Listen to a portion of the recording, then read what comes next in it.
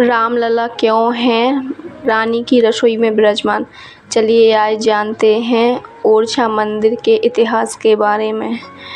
रानी गणेश कुंवरी राम भक्ति और मधुकर राजा कृष्ण भक्त थे। उन्होंने रानी से वृंदावन चलने के लिए कहा, लेकिन रानी अयोध्या जाने की जिद करने लगी तो राजा ने बोला कि जाओ तुम भगवान राम को लेकर आओ। जब रानी अयोध्या गई तो उन्होंने भगवान राम का 21 दिन का तप किया, लेकिन कोई प्रतिक्रिया नहीं मिलने पर वह सरयू नदी में कूद गईं और फिर भगवान राम उनकी गोदी में आकर विराजमान हो गए। रानी ने भगवान राम से ओरछा जाने के लिए कहा तो भगवान राम ने उनकी 3 शर्तें रखी उनके सामने। पहली शर्त थी कि वह राजा के रूप में वहाँ पर विराजमान होंगे, उनके बाद किसी की भी सत्ता नहीं चलेगी।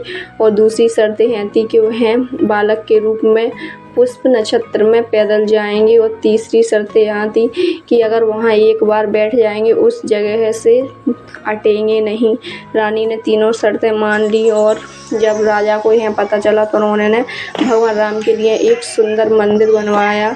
लेकिन जब वह ओरछा पहुँचे तो मंदिर को शानदार तैयारी के लिए उन्होंने उस भगवान राम की लाई गई मूर्ति को रसोई घर में विराजमान कर दिया।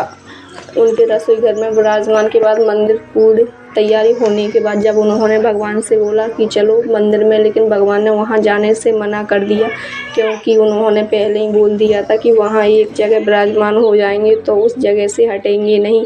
यही कारण है कि आज भी भगवान वहां पर रसोई में रानी की में ठहरे हुए हैं और मंदिर अभी भी खाली डला हुआ है। वो आज भी ओरछा में भगवान राम को भगवान के रूप में नहीं बल्कि एक राजा शासक के रूप में पूजा जाता है और आरती के समय बंदूकें भी चलाई जाती हैं। और उन्होंने बोला था कि रात में वह अयोध्या आएंगे तो राजा राम सुबह ओरछा में रहते हैं और आरती के बाद अयोध्या आ जाते हैं रात्रि में सोने के लिए।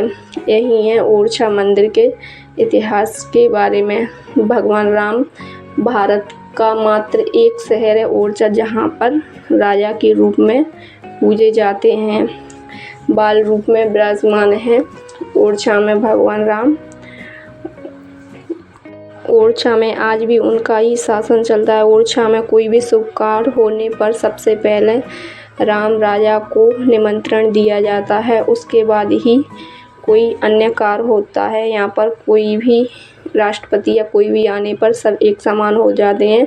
सिर्फ यहाँ पर रामलला का ही शासन चलता है। हमारे इस चैनल पर धार्मिक स्थल के इतिहास के बारे में जानकारी दी जाती है। अगर आपको ये वीडियो पसंद आए तो चैनल को सब्सक्राइब करें और वीडियो की लाइक करें।